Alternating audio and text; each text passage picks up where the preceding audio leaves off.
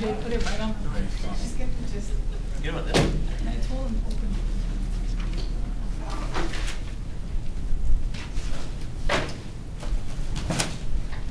So we are on section 3 of remedies, and tonight's material is a little tamer.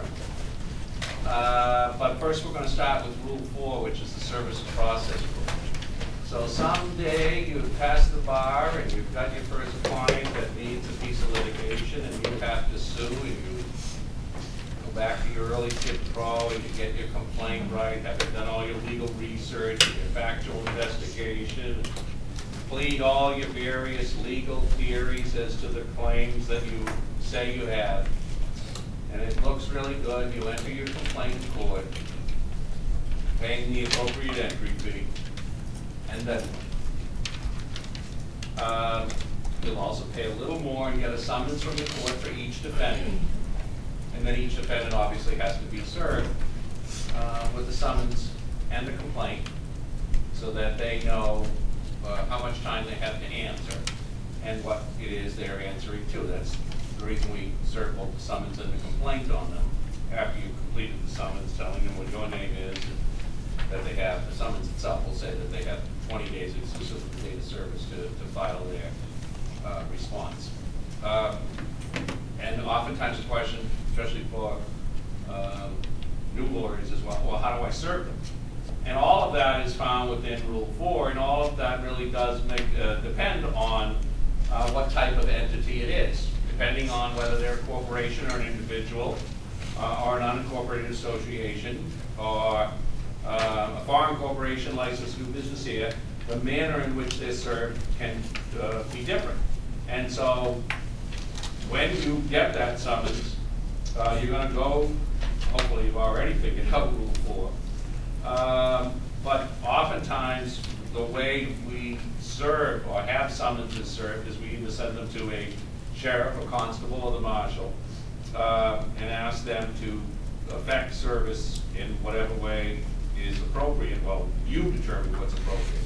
Most service of summonses do not need to be in hand. We tend to think that that's obviously the type of service, if we were being sued, that we would prefer. But very few types of cases need to have that in-hand service to be effective. Oftentimes, if it's an individual, either leaving at the last and usual place of abode, coupled with the first-class mailing is fine. If it's a corporation, providing the summons and complaint to whoever the agent is, that'll often say in charge of the business at the time, into their hands, but that's oftentimes a receptionist or someone who truly isn't in charge of the business at the time, but they're the person that's going to be served. But you want to look at the rules to figure out exactly how we end up serving people. And there's provisions within the rule about waiving service if the defendant, you and the defendant have already had some discussions and the like, or with their counsel, so that you can save yourself a little bit of money. The problem with that is that then you're dependent on the defendant to return it to you timely, because the clock doesn't start running on how much time you have to answer until they accept service. So that can delay things. So as a general matter, the easiest way to begin is to provide it to the sheriff or the marshal and have them serve them, and pay whatever the fee is, and it's relatively short money compared to everything else that's included by the time we're done. And what it talks about, if you look at here, is how we would serve someone within the district or without the district. Oftentimes we will use a state's long-arm statute to serve someone absent from the district, someone who can't be physically found within the confines of that jurisdiction. And lastly, what I want to mention again for everyone is there's a tendency to think that when we're in federal court, for instance in Boston, that we can serve a defendant anywhere in the country, and that simply is just not true at all. The fact is that both state courts and federal courts are courts of limited territorial jurisdiction. So you need to start to think about where you're entering suit and whether you can properly effectuate service over those defendants within that jurisdiction, or use the state's long-arm statute because they've done something that falls within the parameters of the long-arm statute. Or maybe you better figure out a better court where you actually can provide the appropriate notice to the defendant and get the case moving. The other thing to think about, and it's not really related to Rule 4, it's related more to discovery, but it is a consideration when we're filing civil suits that you need to start to think about, is how am I going to obtain discovery from the necessary witnesses in the court in which I'm thinking about filing the case in. And by that, what I mean is if Kelly is a necessary witness to my case, and she's got vital information that I need, and if she's agreeing to cooperate, and I'm comfortable that she will continue to agree to cooperate, then it's not a problem because she'll come to the deposition wherever it is. But if Kelly's got vital information, and I am concerned that maybe she's not going to choose to come from Atlanta up here to Boston to testify, I cannot compel her to come from Atlanta to Boston, even in a federal court. And so I've got to factor that in, that maybe there's some way I've got to look at this, filing the suit in Atlanta instead, because it's not just acquiring jurisdiction over the party. Obviously, the SPV is essential to that, but there will be times where I will have choices where to file. And you've got to factor in, am I going to be able to force the discovery from those witnesses where I file this suit? We've had cases where we've filed suit here, Essex County, over here in Salem, say, and we, without court authorization, cannot take a deposition in Portsmouth, New Hampshire, even though that's probably, well, actually, it was in Newburyport, so what is that distance from Newburyport to Portsmouth, New Hampshire is probably less than 15 miles. But then you've got to get additional letter permission from the court in New Hampshire if you're going to force that witness to attend the deposition. And that witness, as a general matter, doesn't have to travel to Massachusetts from Portsmouth, New Hampshire to take the deposition. We're going to go to Portsmouth. Again, it's not a big inconvenience, but there will be times where part of that has to factor into your analysis as well. So it's not just being able to provide service process to the defendant, it's being able to at times provide process to witnesses to force them to provide the information that you need, or turn over documents and things like that. And that becomes a little bit of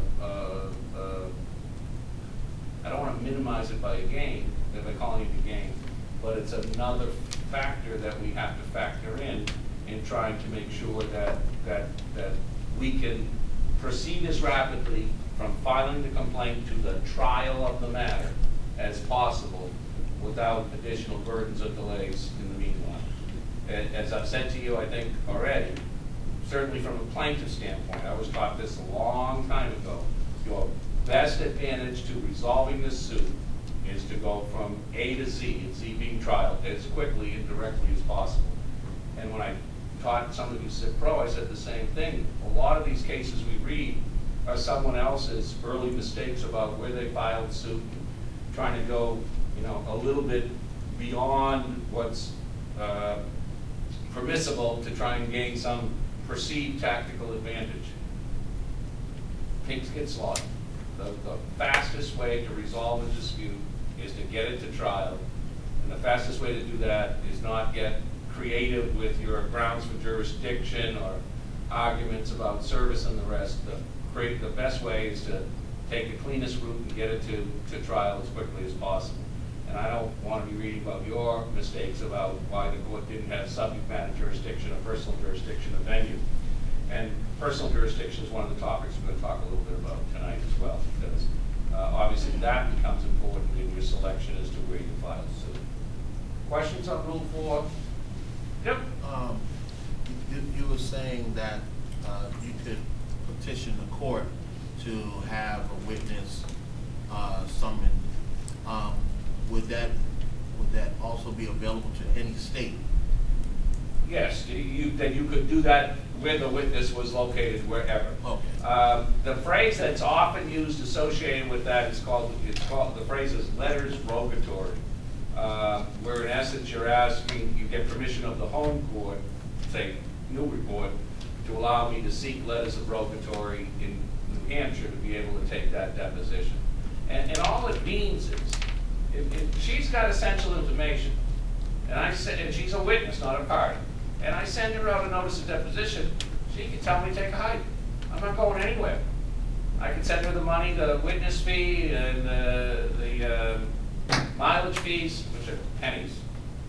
And she can still say go to hell, because I do not have a process to force her. It's a subpoena under Rule 45 that forces her to attend upon the threat of contempt otherwise. But a court in Massachusetts doesn't have any authority over Ms. Kelly in Atlanta, Georgia, to force her by way of a summons or subpoena in making her come to Massachusetts to testify in the case. And so it's back to this sort of the notion that we looked at early on about territorial jurisdiction.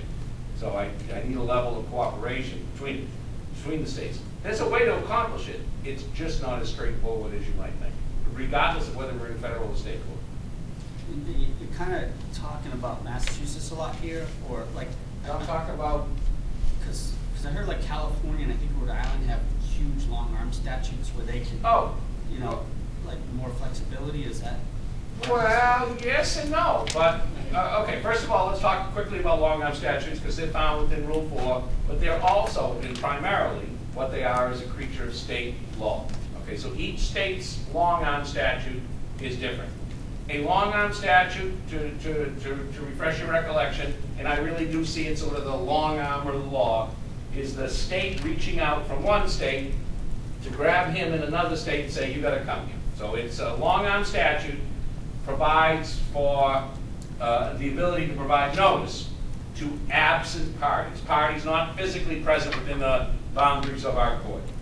Massachusetts is a little more restrictive than some states. Massachusetts looks for a greater connection when one wants to use our long arm statute with the controversy and our forum.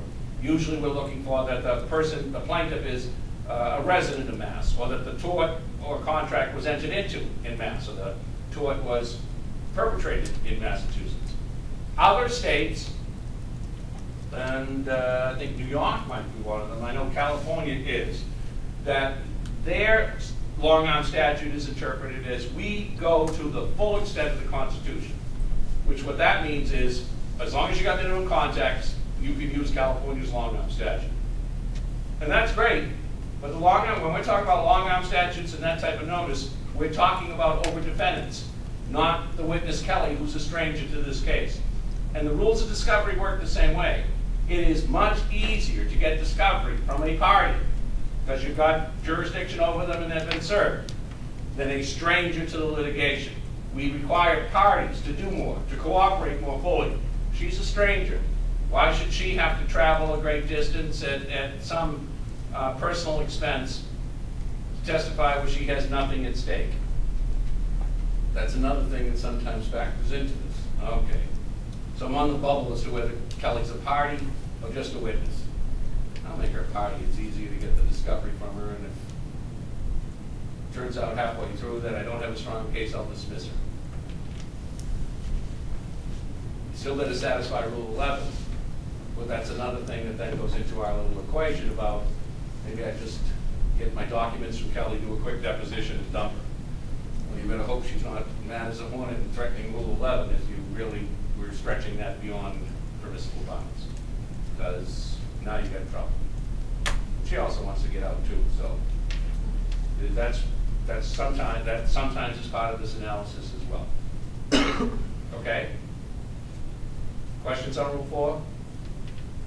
And Rule 4, just so we get to our minimum context, Rule 4 is really the execution of due process. It's the procedural aspect of it. But personal jurisdiction is based on someone's contacts, ties, and relations within that forum, such that it makes it reasonable to make them come in and defend in that forum. They've done something there that we should now be able to look at and say, based on what you've done, you're going to have to come back here to at least allow a resolution of whatever the conflict is. And so long-arm statutes, at the minimum, in order to be constitutionally permissible, must have minimum contacts within that form in order to have a valid exercise of jurisdiction consistent with the Constitution after international shoot. The defendant must have minimum contacts. But some long-arm statutes will require more than minimum contacts in order to use that process to provide notice to the absent defendant. But again, remember, it's absent defendants, because there's still the notion that if you are within our jurisdiction and we find you there, you're ours.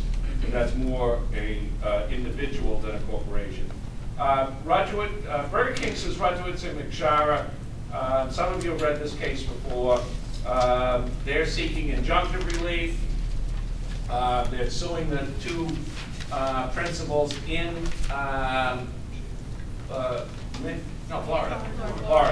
They're suing them in Florida. It says here, for the son of the sitting in diversity. What's happening again? All plaintiffs and all defendants have to be different states. And $75,000. And the claim is reasonably likely to exceed $75,000, right? So that's a federal, that jurisdiction is based on federal law or state law? State law. It's a state law violation that gets to be heard in federal court, right? But it's still, nonetheless, it's going to be resolved using, at the end of the day, state law. And they also want injunctive relief to prevent Rudgewitz and McShara from any longer using, calling themselves Burger King, using the intellectual property belonging to Burger King. They want them out. They want to make sure they no longer can operate as a Burger King franchise. And this suit was filed in Florida. Rudgewitz and McShara are saying, well, we haven't done enough in Florida to justify this. And so this is, I think, this is a good context case. And so I'm wondering what you think. I mean, they're saying, by a wide margin, the bulk of the content, by a wide margin, virtually all Rudgewitz and McShara's contacts were in Michigan, right? Right. But that doesn't mean they didn't have enough in Florida. They have minimum contacts in Florida nonetheless. There are minimum contacts in Florida, particular to the other part. Particular to what gives rise to the controversy as well. Right, yes. And that is that called does that have a particular name to that type of jurisdiction when the cause of action arises from the contacts within that form? Personal jurisdiction. Well, it would be personal jurisdiction, but it would be some form of personal jurisdiction, wouldn't it? I want to say specific for some reason. Do you want to say it? It sounds like such a hedge, Pat. You're going to say it or not? I'm hedging it. I'm hedging it, but I'm saying it. It is called specific jurisdiction. As part of personal jurisdiction, we have two subcategories. They're called specific and general jurisdiction. The argument is that when the cause of action arises from the contacts within a state, that we need less to establish those requisite minimum contacts than we do otherwise. That's called specific jurisdiction. In essence, that contacts that created give rise to the cause of action. It's called general jurisdiction as a subheading of personal jurisdiction when the cause of action is unrelated to the contacts within the state. Pat says these contacts Rudgewitz and McShara created in Florida ultimately give rise to the cause of action. You all agree with that? Sandy, you look dubious. No, I just figured, one of the guys never even went to Florida at all. Right, one went down, one never went. Right. So let me ask you that. Can you create contacts, ties, and relations without ever physically going there? Yeah. Well, how do they do it here? The contract they entered into, but the contract they entered into, just to be clear, that's a choice of law provision, right? Because today, oftentimes, well, not oftentimes, I see Ash using his tablet over here. All your online transactions probably have choice of forum provisions as well. What's the difference between choice of law and choice of forum? What's the choice of forum provision? That's like the was it the Carnival Cruise Line where like Yeah. that case where all controversies were to be settled in Florida, right? Right, that is specific? provision within the contract that was entered into that says, if there's any dispute, for whatsoever reason arising, any action has to be filed in Florida. That's a choice of forum. But it's choice of law. I mean, it could be wrong, but No, that's no way. Like, Derek, that was a year and a half ago we talked about this. You can't be, as a lawyer, you can't start your argument with, I might be wrong. My mother-in-law does that. Not for nothing. What the hell does that mean? But choice of law is it's the state that they decide. So even though the law, even though it's in Florida, the choice of law is in Florida, and the controversy is in Michigan, Florida law will rule. Okay, so the choice of law is simply an agreement in advance that this is the law that will control whatever dispute arises, but it's not a choice of forum. Yes. Okay, and that's what's at work here, though. It's a choice of law, not a choice of forum. And frankly, I always find when I look at this case, that's a little more troubling because the court is almost saying, well, you agreed to Florida law. We did, but if you meant it as a choice of forum clause, it should have more explicitly said that. Burger King's got plenty of lawyers, but they're using that as a contact. Is that fair? Say, well, it is our contact. That's the law you agree to use. That gives you an awareness that this agreement has some connection with Florida. Is that fair? Okay. Does anyone think that these guys should be going to Florida? Shy, you look like you feel bad for them, obviously, but bad enough as a lawyer that it's not within the traditional notions of fair play and traditional conceptions here, it says, of fair play and substantial justice. Yeah, I think it's fair, barely, but they should have gotten a lawyer. I really do think they should have gotten a lawyer. And Burger King is such a big company that got a lawyer when they were negotiating the agreement. Yes. Right? Which the other case they didn't do. They were told, go ahead, I advise you to, and they don't, and they should. Because the other case. really, when you think about it, you're handing out all your rights to these franchises, and you have none. They're controlling. Well, you really have none. I was going to ask, I might as well ask you about that. So one of your friends, your new client, brings you this franchise agreement, and it's about yay thick. What are you going to tell them? Are you going to read it? You're going to charge them to read the whole thing? And then, I really want to know. Right? Isn't the number one way people go into business is through franchise relationships? And that's why I'm giving you these cases so you can think a little more about them. It is, isn't it? That's what I thought the statistic is. Because we make it easy for you. Just ask all the Subway people that they put out of business over the years. So I really want to know, what is your advice to these people when they bring you the franchise agreement? You just pushing it back? Are you going to charge? Because seriously, I'm not kidding. They are, if you could probably pull some online, they are oftentimes in excess of an inch thick. That's a lot of reading. When they're non-negotiable. And, well, I don't know, is that true? So, Well, you can raise exceptions.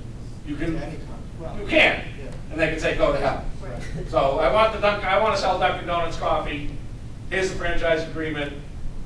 I honestly, God, now I'm asking a legitimate question. I want to know when your client or your friend or your cousin or whoever it is who's now your client comes in and says, I got the opportunity of a lifetime. I'm going to be Papa John's next guy in Haverhill. I want to know what you're telling them. It would be the same as buying a house. You know, you have to look at the fine. So you can look at the whole contract? You have to. You want to charge for that? Yes. Yes. How long would it take you to Unless it's read your it? mother or your brother. What? Unless it's your mother or your brother. But if they go into business with the franchise fees, we can barter. You can buy her free donuts for a year. Yeah. Okay, but so, Ash says it's non-negotiable at the end of the day. What are you charging to read an inch thick worth of documents?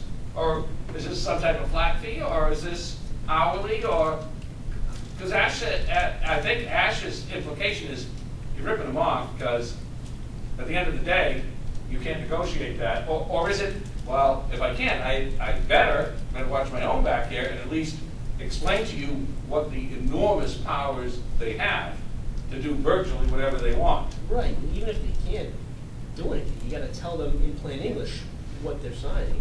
So you've got to read it, interpret it, and then explain it to them. Sounds like an expensive proposition. Seriously, no, I mean. So is buying a franchise. So is buying a franchise? I don't disagree, Mustafa. So yes, because You're advising of their legal consequences. so we're gonna go through. You're gonna go through it with them. This is this clause, this is what it says. By the way, it says that you're waiving your rights to a jury, you go to binding arbitration. Or by the way, it says that you're gonna go to California if there's any disputes. Or it says that they can terminate this relationship regardless of how much you have invested with 30 days notice to you. And then let's say, I don't That's care, how- I'm doing it. Well, they might well. So, do you say, well, listen, you can't sign this agreement the way it is. It is absolutely terrible for you. It's completely one-sided. Which as you can see from the readings, it likely is. And they're not gonna tinker much, but do you try? Let me at least see if we can change the choice of forum provision to mass, so that, because really, right, I mean, that does become an issue. Listen, I can defend it if it's here, we can work it here, but if we've got to hire more in California, you ought to really realistically understand, we could be looking at about 3.5 an hour for God knows how much pieces of litigation, and you're flying back and forth for whatever problems you have. Frankly, a good choice of forum clause, I've got you. I do, don't I? Because it's not going to be cost effective for you to do something a great distance from your home. And I know that.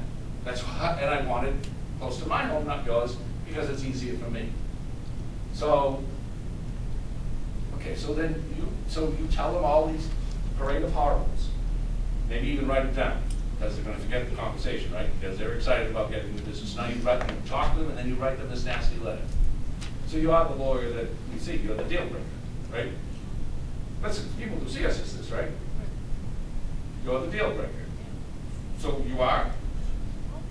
I want this. This is an opportunity of a lifetime. This is a really sucky deal. That's what you say? You're going to burst my bubble? Or are you going to try and help make this work? Both. Can you? You're right. You can be upfront, honest and upfront about what it is, because obviously they're bringing it to you because they don't understand. They're not going to take the time out to read this inch Right. writing. So obviously they're trying to do their due diligence by getting an attorney. So yeah, you should tell them exactly what it is that they're getting into, and then ask them. So are you okay with these terms that they have set forth? Or do you want to see if we can get something changed? No, I think you should change it. Well, let's try.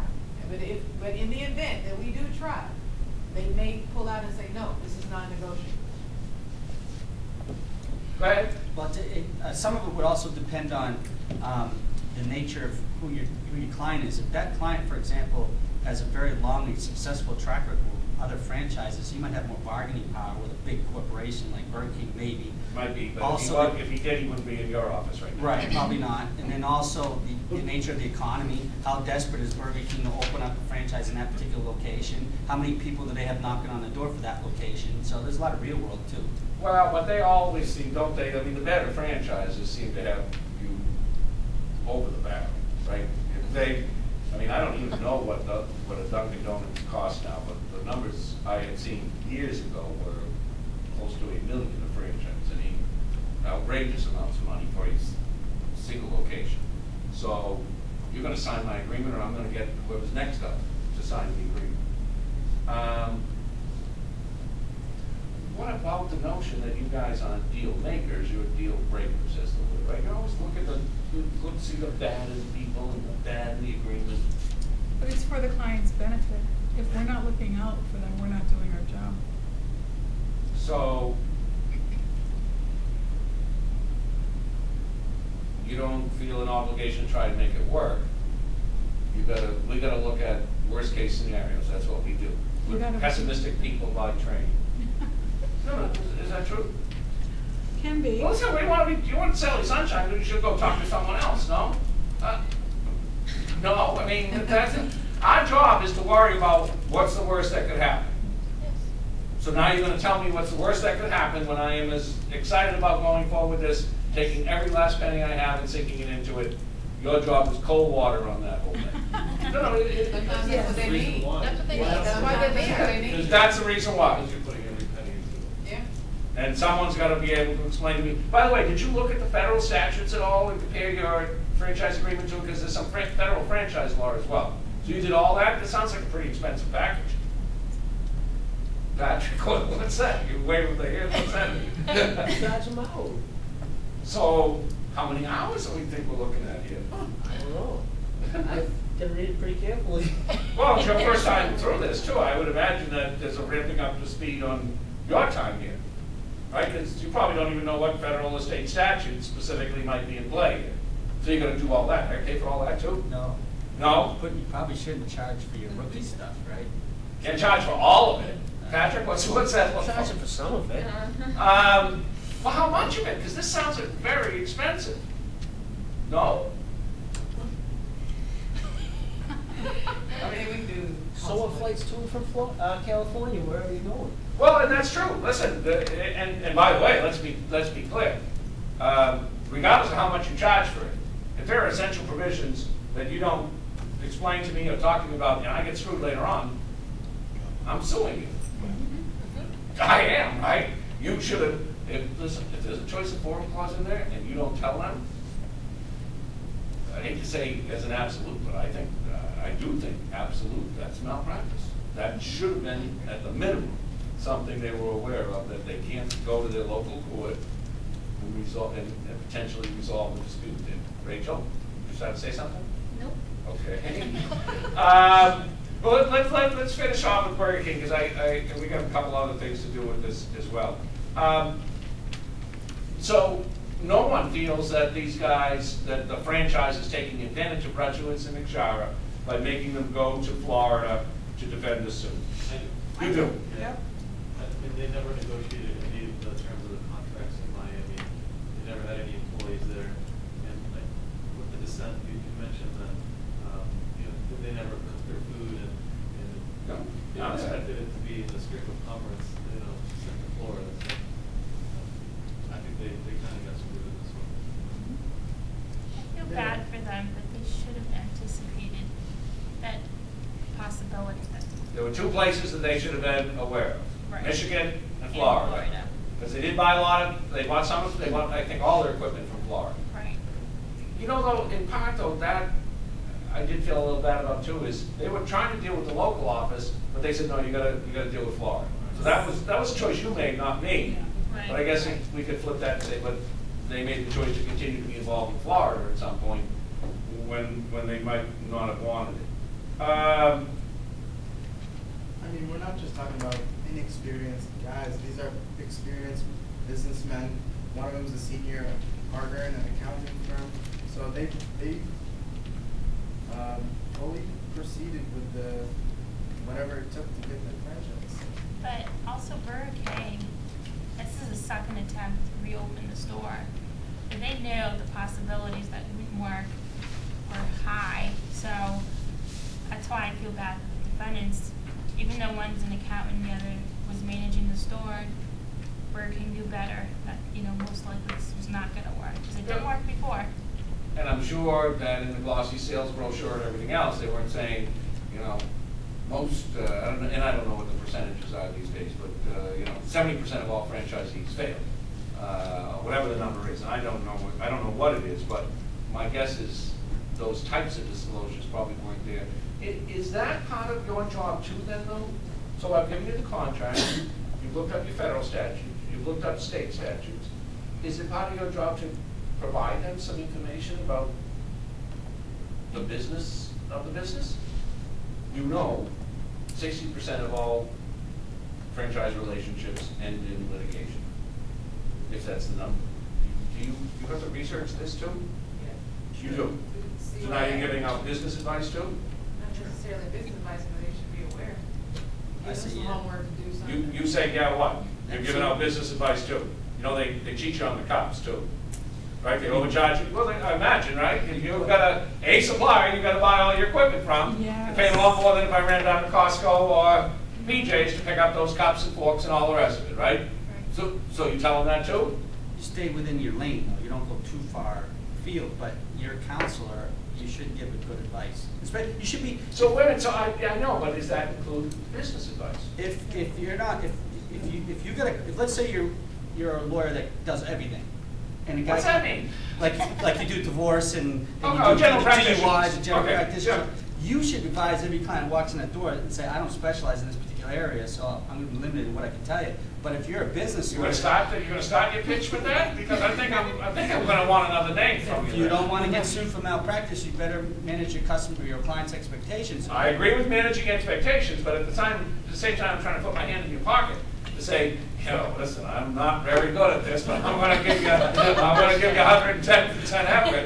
My guess is I'm thinking, I would, unless No, you specialize in this. If you're a business lawyer that's done other franchise contracts in the past and you know franchisee law, then you should be able to go beyond just the contract. You should be able to say, hey, I've done many of these deals, X percentage fail, it's a very chancy, here are the pitfalls, potential pitfalls, you need to do this due diligence here and here and here. That's what a counselor that specializes in that area should be able to do. okay, but you guys aren't specialists. So, is that, you're now referring it out, or, and by the way, you will never become a specialist if you don't get any of these, right? You gotta take one, do well with it, then you get another, and then I guess after two, you can say you're a specialist. I think through my research, if I come across those statistics, I will present that to the client. But I think my research will be more focused on how could we make this deal better, giving them all the pitfalls and seeing how we can get them to a place where they're comfortable.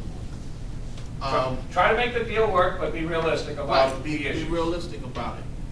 I think, you know, with the fact that they did not read this information or get a lawyer beforehand, I don't feel bad for them, because those fine details in the beginning, when you're looking for businesses or looking to get into franchise agreements, you have to look at what the franchisor are offering. Also, you have to understand what avenues you have to get out of it.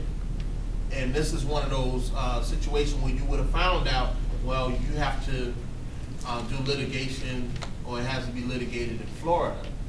Well, you guys would have found out, right? Because don't you think these franchise agreements are probably kind of technical, there's a fair amount of legalese, so that for a lay person, I mean, even for us, right, we're now used to a lot of reading. Even for us, this is a chore. So they gotta get one of you, and you've gotta go over it carefully. Give it to you barely. Huh? Give it to you Barely. Well, you gotta read the whole thing and be careful. And we'll focus on legal advice, but there may be other information. I mean, do you have the Subway franchise article in the package? Yes, yeah. I mean, if I had a client come in with Subway, looking at all these Subway problems, I'd say, really, this is the route you want to go, because they're pretty litigious with their franchisees, and I bet it probably hasn't changed all that much. And there's also a good deal of control. Let's take a look at this case quickly from the standpoint of the personal jurisdiction aspect, because it's on top of page 472, 473. It talks about the purposeful direction of their activities at residence of the forum. It lists that Keaton versus Hustler magazine case. There's Worldwide Volkswagen versus Woodson is listed there. That's an important case from the standpoint of minimum context and the defendant being able to structure their activities. And we don't want to force someone to come in to be held accountable in a forum where they had no expectation that their continuing relationships and obligations would be subject to that regulation. Footnote looks like 16 there on that page explains through the difference between specific and general jurisdiction.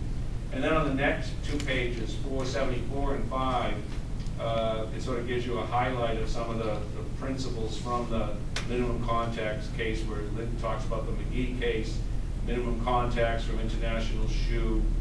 The foreseeability in and of itself is not a sufficient benchmark for exercise of jurisdiction. Worldwide Volkswagen. the defendant has to reasonably anticipate being hailed into court there. And then on 475, it lists a few more of the cases where it's talking about purposely availing themselves of the benefit of doing business, and that the contacts can't be random, fortuitous, or attenuated. You're looking for meaningful and purposeful activity within that forum, such that the defendant could reasonably anticipate being hailed into court there.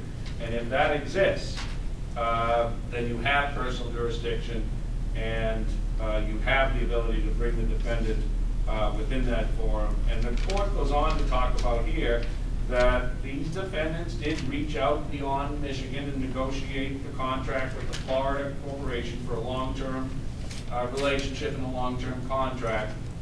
And then there was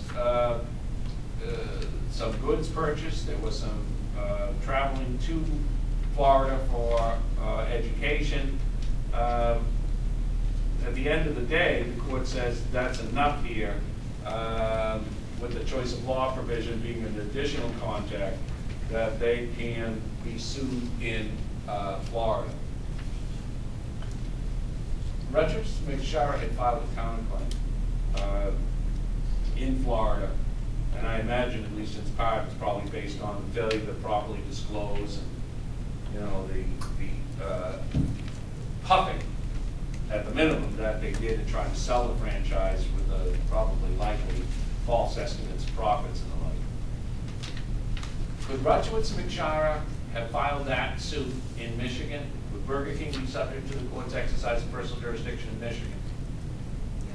Have there been no clause in the contract, possibly? Well, even with the clause in the contract, though, it simply would have meant that Florida law would control regardless of where the suit was filed, right?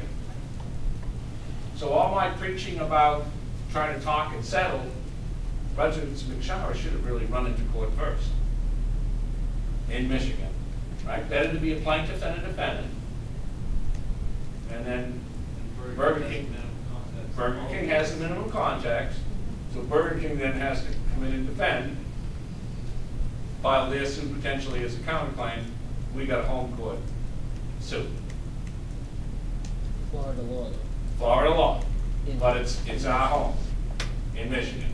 You save some money by not traveling. Save a lot of money by not traveling, maybe have a forum that's a little more sympathetic to the local residents. Right, because we have Burger Kings in Mass, so they also do business in Mass. Could you argue that? Yes, you could argue that Burger King likely, as Ash was saying, or Lo was saying, that likely, most states where they have franchisees, they have created those minimum contacts, systematic and continuous activity, meaningful contacts such that they could be sued there.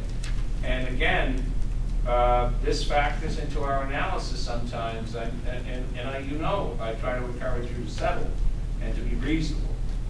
But sometimes there is a race to the courthouse because I'd rather be home than away.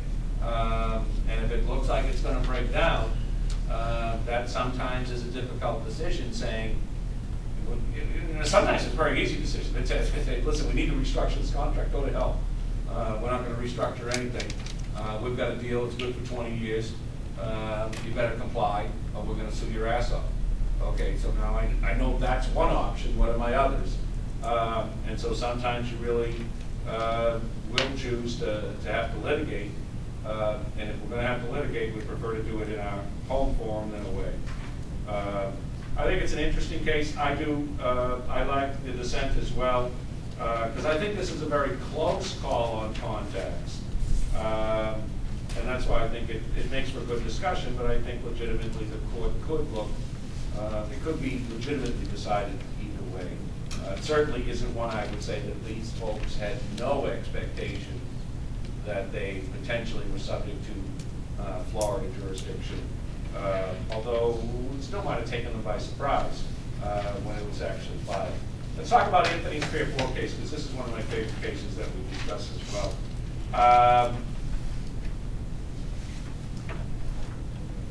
HBC sues Anthony's Pier 4 based on agreements arising for the acquisition and development of Fan Pier down in Boston. It says that after a jury waived trial, what's that mean? No jury, just a bench, right? The judge ruled that Anthony's violated the express terms of the agreements and the implied covenant of good faith and fair dealing. They rejected, the judge rejected HBC's claim that Anthony was liable under 93A, and there was a trial on damages. HBC won. I want to skip to the back part here, and then we'll come back to this.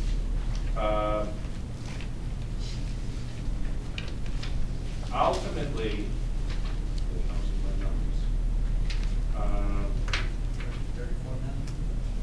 it's the low end, isn't it? The judge awards HBC $42 million in expectancy damages. In the alternative, the judge ruled HBC is entitled to $14.5 million in reliance damages, and then we'll argue about whether those damages are doubled or trebled pursuant to 93A and all that. So tell me what expectancy damages are, all you contract course graduates, because it says 42.6 in expectancy damages and 14.5, call it, in reliance. It's for the same breach, right? So why is there, and that's a pretty significant discrepancy between one form of damage and the other for basically the same breach. So what's expectancy damages and what are reliance damages? Isn't expectancy? Isn't? That sounds like a question. I'm looking for a statement. Expectancy is when. Expectancy damages are what? The position you would have been in had there been no breach. So the amount of money that you were expected to make had there been no breach. So expectancy damages are designed to replace the amount of money you would have had there been, the amount of money you would have made had there been no breach. Is that right?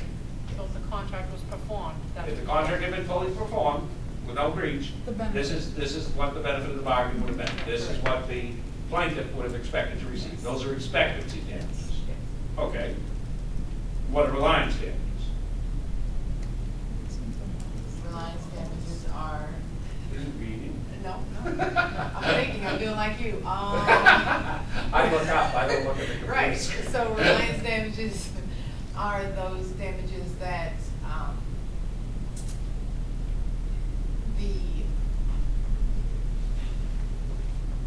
Taking Boston? yeah, I am. Isn't it the loss you incurred because it's something with loss? Reasonably. Okay, As a but result it of can't be that, because I just want to, because I want you guys to start to think about, focus on it.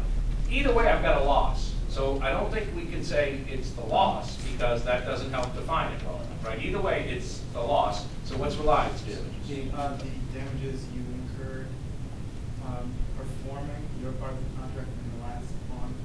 But is it the damages you The incurred? expenses. Okay, so Right. you're, okay, so give it me again now. So reliance damages are the expenses you incurred. With the expectation that the contract would be fully performed. Right. Okay, so that's reliance. You relied on the promises that the contract would be performed, and huh? I was coming for that. And reliance on that, you made certain expenditures. Since the contract's been breached, you should be put back into the position you would have been prior to any contract having been entered into, right? So one, in essence, the reliance puts you back in the position you would have been had there been no contract performed, and the other, the expectancy damages, puts you back in the position that back in the position you would have been had there been no breach, right? The profits you would have made. And so, as you see here, the difference is huge, and so you better plead in your complaints if it's a situation like this. Reliance versus expectancy damages, because it can make a difference. There's a $25 million difference here as to which route we go. You only get one of these at the end of the day, so which one would you pick, 42.6 or 14.5? 42.6, right? Okay. So, now,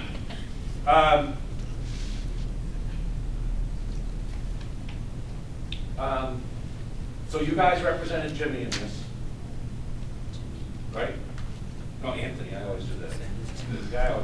Anthony. So you represented Anthony, and he came into your office, and he said, screw them.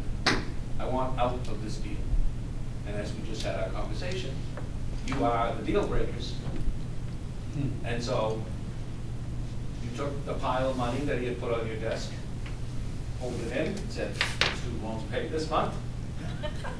What do you need me to say, Anthony? Is that about the way this goes? 'Cause is that the way it goes? Because the next thing you're going to say is, as I understand the first part of the case, one of your arguments was there is no covenant of good faith and fair dealing in business contracts. That's what you said, right? That was your argument. Anthony, right? It wasn't one of your arguments that Anthony said there's no covenant of good faith and fair dealing in every contract. It's kill or be killed. This is business, babe. So that's your argument. So how do we do this? So Anthony comes in, puts that pile of money on your desk. He says, "Find me a way out," and you say, "Aye, aye, sir." Is that the way it works? Why are you all speechless? That's what we get paid to do. We're lawyers. No, we're lawyers, right? I get to review it. My client wants out. That's what I'm paid to do, to find a breach of the agreement. We're not miracle workers. Huh? We're not miracle workers, though. We're lawyers. Yeah, you work with what you got. I agree. So if you can't find anything, you can't help. But you found something. You found something. He never formally signed off, right? And the contract says he's got to sign off. Yes. And you didn't sign. There's no sign off. Anthony, great news. You're out. Okay. The only reason is because he feels like he got a lousy deal. That's what he says, right? What he said. I'd rather look at nothing than get a stinking $750,000 a year. That For was my his son, kids. right? For my kids, For his poor kids, bastard. that I was think his son said. What the hell are you going to do with $750,000 a year back in the 1980s? Right? What the hell is that worth? Nothing. No, right? That's what he's telling you. It's a bad business deal. So, get me out. And you run with that flag, didn't you? Do you or not? You say, no, you take Anthony's pile of cash and push it back across the table and say, I'd like to help you, Anthony, but it's not the right thing to do. No, is that what you tell him? Two extremes there. Is it Why? somewhere in the middle somewhere? Well, I just want to know what you're going to tell him. I'm giving you the options, but you can make your own. Let me get back to you on that. Well, no, but listen, someone comes to you, make it simpler. Someone comes to you and say, I said I was going to sell Ash my house. I can't leave here. My kids were born here. My mother was born in this house. I thought I could get past it. I can't leave this house. I can't leave this house. I know we agreed to sell it. Is there any way I can get out of this? And you're going to say what? Yes, there's going to be a doubt. Well, what if you could do it without penalty? Can you see if you can do it without penalty? Can you find some reason to get out of this? But you're going to find that, you're going to say, no, that would be wrong. Oh, you're going to find a way. I'm gonna try to work a way. My student loans gotta get paid. So your student loans got to get paid. So if that's my charge. That's what I do. Listen, some people sitting at this table are going to represent child molesters. All I got to do is get me out of the contract. Done. No. Or not. I'm just wondering where the boundaries are. They are going to come into our office with these questions, right? Get me out. I don't care why. No. And that's what Anthony's saying. And listen, Anthony's got a lot to put on that table. It's not just cash. He is a big deal in town. He was it, right? You win this for Anthony, your career is made. Senators, congresspeople will be calling you. Conversely, I wouldn't mess with me because he's got some juice. So I'm just wondering, so the money's good? Listen, they didn't sign off. That's what he said, right? Did you sign off, Anthony? No, I never did. And And it's true, right? Nothing wrong with that. That's on the. That's what we got. So you're taking the money, no caution to the wind. Anthony, I'm your guy, or girl. We're in. Use the legal technicality to, Well, isn't that what you lawyers do? That's what I read you lawyers do. You use legal technicalities to pervert the law. That's right, isn't it? That's what people complain about you, but that is what you do, isn't it? Yeah. So that's what you're gonna do for Anthony. Yeah, and then there's- We're not having a come to Jesus meeting, Anthony, this is wrong? No? Using the law to fight the law. Say what? If you're using the law to fight the law, so be it. The law is what it is. That's what I'm charged with doing here. He never signed off. He wants out. Unless you're not violating any ethical law. Well, are you? I mean, you found a material provision in the contract that hasn't been satisfied. He's out. That's it. Well, No deal. No, what? No, I said he out. He's out. It's done. So that's it. I'm just gonna take the money. I'll do what I can. I'll review the contract. I'll say, Anthony, did you ever sign off on this? He said, no. There's no writing anywhere where you signed off. He said, no, never did. They never asked. So we're good. I'm gonna send the letter and off we go.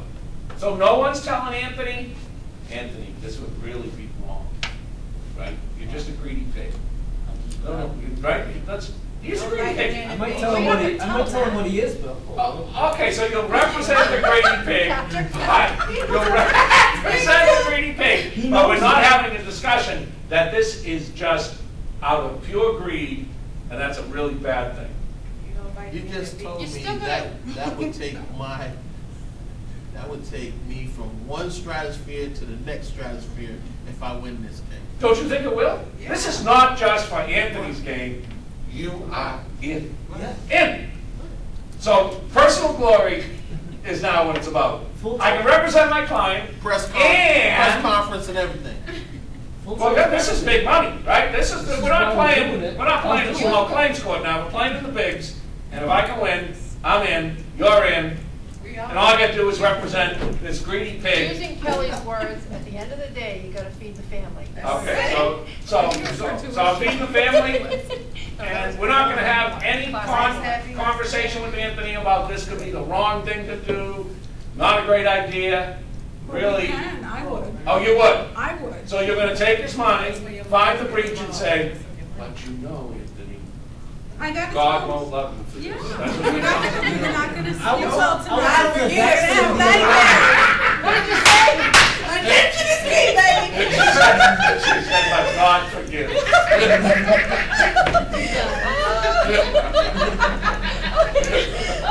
So I just have to give a little more and get a little. Yeah, we do a little more. We knew I was gonna do it. My ties would be a little larger. That's the other side of the argument. We had a deal. Right. We had a deal. And it's implied, right? That's the other side of the argument. Dude, So the other you tell them that. They're gonna Oh, tell so you we are that gonna you have a had conversation. Listen, you know that they're gonna raise This is this what they're argument. gonna say. We had a deal, You didn't sign it though, so that's what we're gonna go with. so it's a technical breach and we're gonna enforce that. Go ahead, Gary. There's another option too, between your two extremes. You could also give him both of those options. You could say, here's what I recommend that we do on this case. There's some possibilities of working this angle and that angle, the fact that you didn't sign off, for example. However, it depends. If I'm the second lawyer coming, I think they tried arbitration on the first lawyer, right?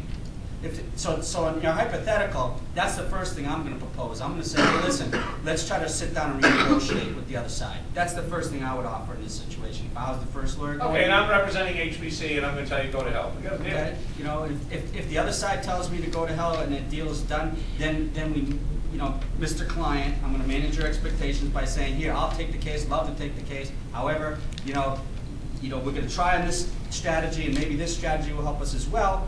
However, don't ask me what your odds of winning are. Or if you're gonna ask me. Well, are you gonna tell me? I mean, I'm not supposed to ask. I mean, I'm giving you this pile of money. You say you found a breach. Yeah. I assume you think we have a legally meritorious case. If you wouldn't be signing on, taking my money, we have a good chance of winning, right? What's a good chance? Well, I'm asking you, are you comfortable Not saying? no guaranteed, man. Oh, I won't guarantee you win, but we got a good chance of winning, Gotta right? get a chance. Oh, so we- I don't know if I'd say that to the client in this case. Listen. I don't think I would have said that. He didn't sign it. That's it. Okay, you read your case, right? 'Cause you might want to back down those promises just a touch. Because I think this goes back to what you were saying in the beginning of class, that, you know, whatever advice the Anthony's got was lousy, because what they should have done is called in for a meeting and probably done a mediation, something of sort, because obviously all that money could have been avoided. well, let me ask you that though, okay? Because that would tried have that. great. No. I think you've got a client that is hell-bent and getting his way. Right. And look, and like he said, right, at least as early as February 17th, 87, Anthony's retained a new law firm. Right. They were retained from the outset to assist Anthony's in its efforts to alter the terms of the original agreements. So they went to Ash and said, come on, change the deal. And Ash said, no, this is wrong. You can't do this. This is wrong. I won't do it. And so he said, screw it, I'll go find another lawyer. And that's precisely what he did. He found one of you in this room who said, damn right, we can do it. And as Ms. Kelly says, we have a good chance of winning. And so, And the first lawyer did stop his client from having private meetings with HBC. That was crazy, in my opinion. He was sitting down saying stuff like, you know, this is a bad deal. He should have never let his client get in a meeting like that and say those things. yeah, that's a pretty bad. That's a pretty bad one, right? At the meeting, Anthony said, among other things, I made a lousy deal. I need more money. It doesn't say All whether he list of went- issues that was really only about money. And I have to get more money to be satisfied. My kids were only gonna get a lousy $750,000 a year out of the arrangement. At the meeting the next day, Anthony famously declared, we have no deal. You sure sound piggish. Things get slaughtered. It gets slaughtered, but you're along for the ride, because no one's even reduced anything to writing here and said, we might not, I'll take your case, I'll do your wishes, but you've got trouble on the back end potentially. No one did that in writing, because I certainly, when this judgment of $40 million comes down, I'd like to have something in writing that says, I warned him, I'm gonna forget my words. You didn't even do it orally either. No? What about part performance of the contract? Huh? What about part performance of the contract? Is that some sort of conduct that attempted to? Well, let me just change it. Hasn't he manifested his acceptance of the design in other ways? I mean, because there's video. Where he is praising the design. I mean, that's the problem at the outset. We don't have everything. And in fact, forget the praise of the design. They started to perform the contract as just as the terms expected. As if it had been signed. Yeah, as if it had been signed off on. That provision had been signed off on.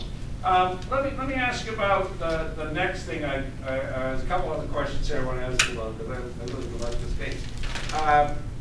It said HBC sought declaratory relief and damages. By the way, HBC, Anthony is not a lightweight, but neither are the Pritzker family from Chicago. So these are two monsters going at each other. So there's going to be a lot of carnage before we're done. So it's not like you're going to, one or the other is going to be able to ruin the little guy. Neither sitting at this table anyone should worry for. Pritzker came in later though, right? Yeah. And I'm assuming they paid about $120 million to come in? I don't know what the number is. We'll get to the end. Hold off to the end.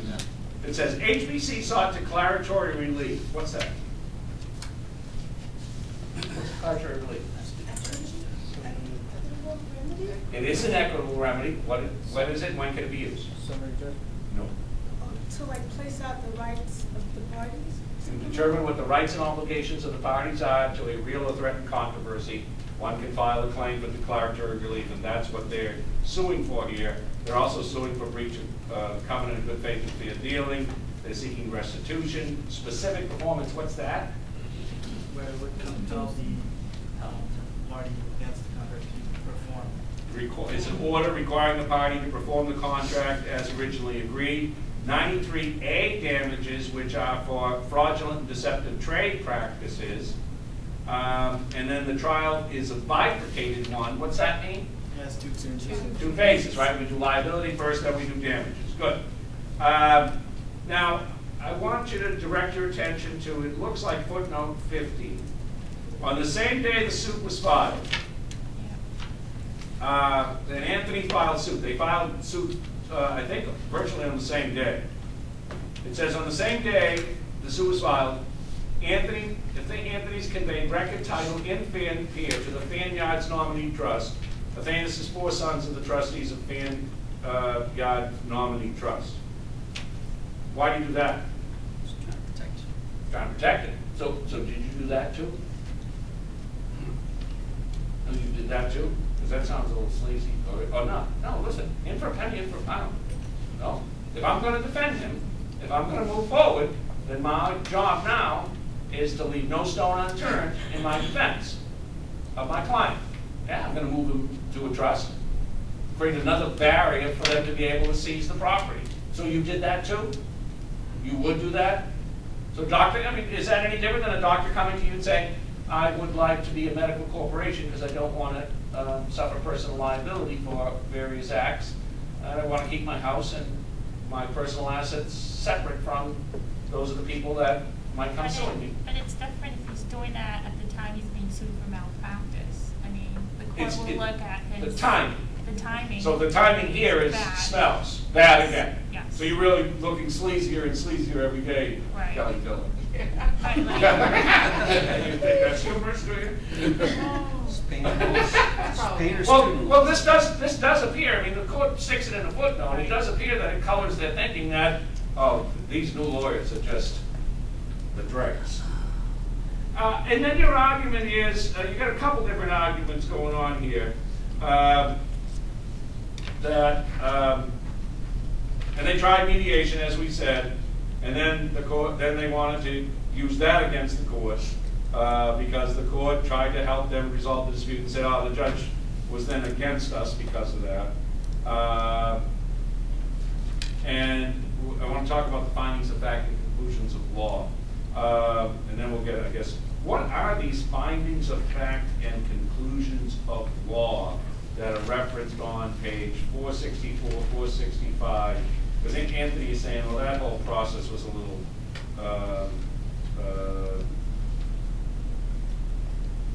slimy too. What are findings of fact and conclusions of law? You know, when are they used? What are they? No ideas. Rule 52. Any case tried without a jury, the court must make findings of fact and conclusions of law under Rule 52. Oftentimes, when we try non-jury trials, the court will ask us to submit findings of fact and conclusions of law. And findings of fact oftentimes will be specific references within the transcript and the record of the case to facts. So that if the court wants to determine that Mike and Kelly were married on such and such a date, somewhere in the record there's a marriage certificate or testimony by Mike and Kelly that that's what happened.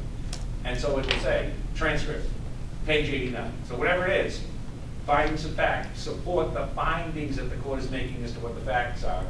The conclusions of law, if you think about it, are what the law says applies to those facts. And therefore you can look at it and see what facts the court found, what the law the court employed, and what the basis for the judgment is.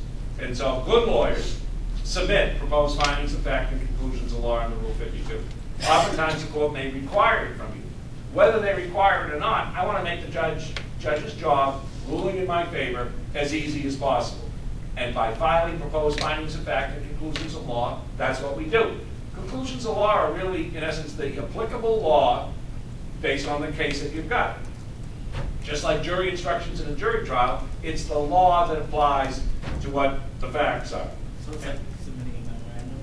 Well, it's not a memorandum as much as it's like that, but it's much more detailed and fact and law intensive with respect to specific items that have to be found.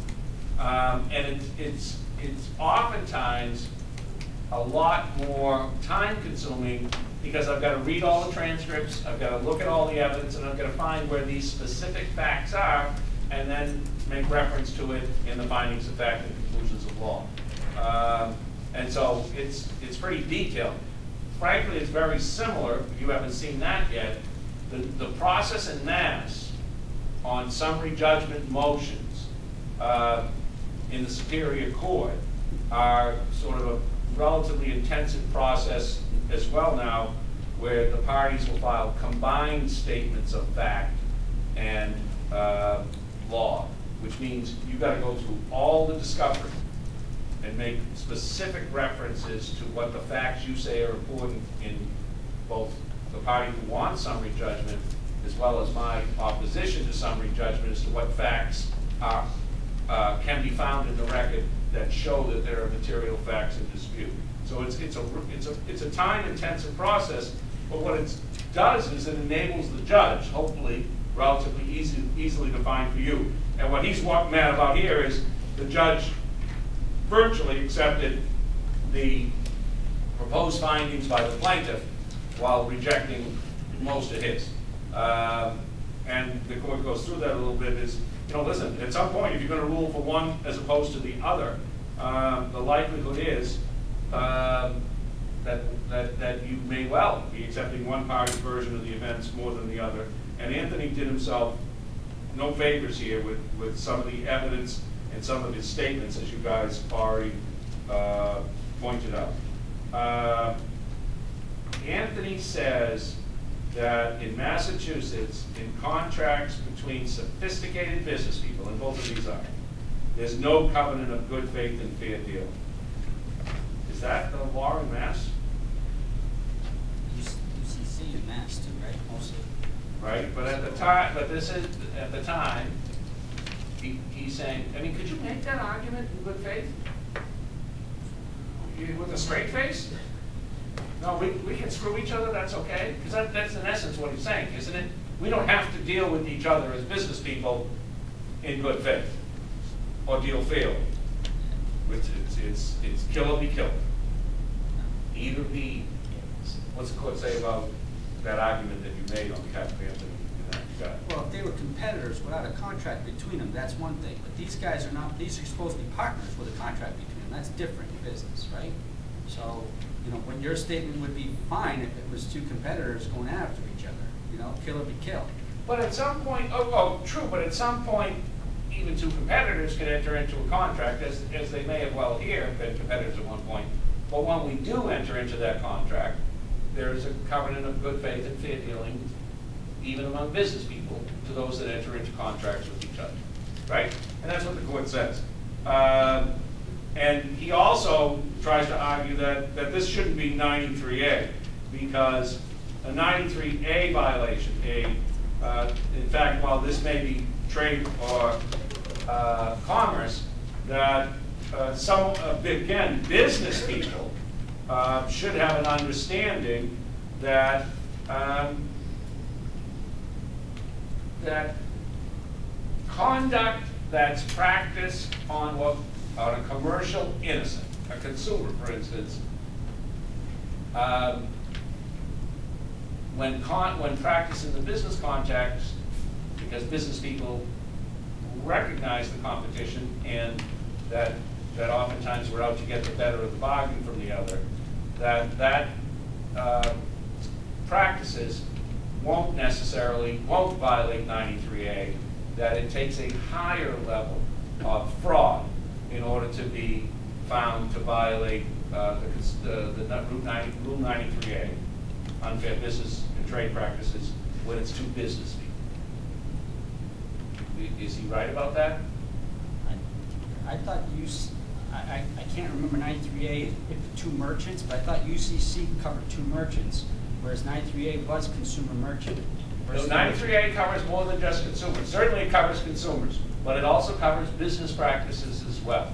And so, and what they're saying, in the bottom of my book, it's at 475, they do say, listen, there will be cases where an act practiced against, might be unfair if practiced against a commercial innocent. Yet it's a common practice between two business people. That you should expect, right? The standard will be different, and that's what they're saying for 93A. They don't really use the term rascality anymore, but they did define it here. And what they talk about when they looked at it here is that you know, if it would raise the eyebrow of someone inured to the rough and tumble of the business world. It's an interesting phrase, because I do think you have to expect that two business people dealing with each other, as Gary points out, we recognize that the other is always trying to get the better of the bargain from me. That's business. And so that you have to expect a certain level of business practices that will be a little rougher than when practiced against a commercial innocent. But you don't expect the other business partner to be deceptive. No, they're going to find this violates 93A at the end of the day. You do not expect that someone to simply decide for his own commercial gain to simply reject when the provision in the agreement when he has manifested his consent and approval in numerous other ways. I mean, he really is just being a pig. So that's my question. And so, by the way, so damages will be doubled or trebled. I forget whether it's doubled or trebled yet. Trebled, is it? I thought, wow, they gave him a choice, I think, didn't they? Well, they're going to have the choice of 42 versus 14.5, so they're always going to take 42. There's going to be attorney's fees, and because attorney's fees come with 93A as well. It's another reason why we plead 93A a lot. And I thought the damages were actually trebled of 42.6. I don't see whether they're saying he had trebled or doubled at this point. I just remember reading that, it said double versus treble, and then it was very confusing, but I thought it was double. But At any rate, if there's a violation of Mass General Law Chapter 93A, the court must, at the minimum, double the damages, and may, if it finds it's particularly egregious, treble the damages. And so we're looking at potentially 2 times 42, 85, or 3 times 42, 126. And I'm Anthony now, and you already know I'm not a nice guy. And me and my new lawyer want to know why the hell you didn't have that conversation with me early, that this was not a good idea. Because I'm just the guy who runs the fish restaurant. You should have known better, shouldn't you? high school graduate. Shouldn't you? And shouldn't you? Isn't that what I paid you for, his advice? And you should have told me I was wrong. You should have told me. Right? That's what I did when we were having the Coming to Jesus meeting, topic hell. I don't remember any of you having that meeting. I asked about it. But Kelly, that is my recollection, as Sunshine throws you under the bus. Sorry. That is my recollection. You said I had a good, not just I shouldn't do it, that it would be problematic, or even come close to telling me I could be exposed to this type of damage. Because this is bankrupt damage for most people. I told you there's a penalty. You said that there's a penalty. This is a pretty good No, he did. You said I had a good chance of winning. In my mind. How does that look now? It appeared that way. Okay, but that was your legal advice. Now your legal advice appears from reading this decision couldn't have been more wrong. I mean, right? So now you owe me, right? Your judgment was totally flawed, and someone needs to help pay this $100 million in judgment, and it should be you, shouldn't it? No, I'm serious, all right? You didn't give me proper advice. You didn't stop me from shooting myself in the foot. That is what I come to you for, isn't it? So in your zeal, as I recollect, to pay those, feed the family, I think was the phrase. Your zeal to feed the family just cost me $100 million. What do you say? Split it? Is that the way this goes down? Because something's got to be right. Okay, I was a little piggish, but you owe me money. No, you do not. Well, let me ask you this. Is there any doubt you're going to be sued by Anthony? Right? You're going to be sued. We were hoping for a big victory and fame, but you couldn't have been more wrong. Correct? So you owe me money. Not only should you have told me otherwise, you probably should have reduced it to writing, should you? Because, okay, let me skip to the end. Most people, they would have stuck their tail between their legs, gone bankrupt for all of us. And we would have sat in our little basement for the rest of our lives wondering what all went wrong, right? So what happened to Anthony as a result of this? Did he go broke? He lost everything? No. He died penniless at the Pine Tree No, Inn. he has other restaurants. What is on Fanpia right now? Anthony's. No, Anthony had, I told you, a lot of politically influential friends. Mobley put a federal building there. Yes. Joe Mobley, the I- congressman, bailed Anthony's out. The land was purchased by the federal government at a premium. Mobley Courthouse somehow is now what it's called. Mrs. Mobley, actually, it's named for her. And Anthony did just fine. So don't cry for Anthony. Cry for yourself. I'll see you next time. And by the way, it's a spectacular courthouse. And Pritzker put 120 million in, rumor has it. Yeah, and there's still, by the way, there's still more development still left at Fanpia. They can still make money. And then Pritzker sold for 115, I think, so rumor has he lost 5 million on the deal. Oh, thank you. Also, there's a world, I don't know if it's anybody who's here. Oh, yeah, yeah, yeah. I know that Pritzker. Oh, you do? Yes. Okay. I know that. Evaluation. Yeah, I didn't take I'll check with her. I don't know, I think she gave me a whole bunch of yeah. So like they just have lost the check. Did you sign up? Oh, sure. Sure. I just picked them to be a student rep early, so. Oh, you're a student, oh, well, I guess you're doing something. Yeah, I figured I'd pick one of mine and I'll Okay. care which one. But see No, that. I just tired and Catholic, Sunshine wanted to shoot me down. Sorry, I shouldn't have done that. But it's okay, because God will give you that.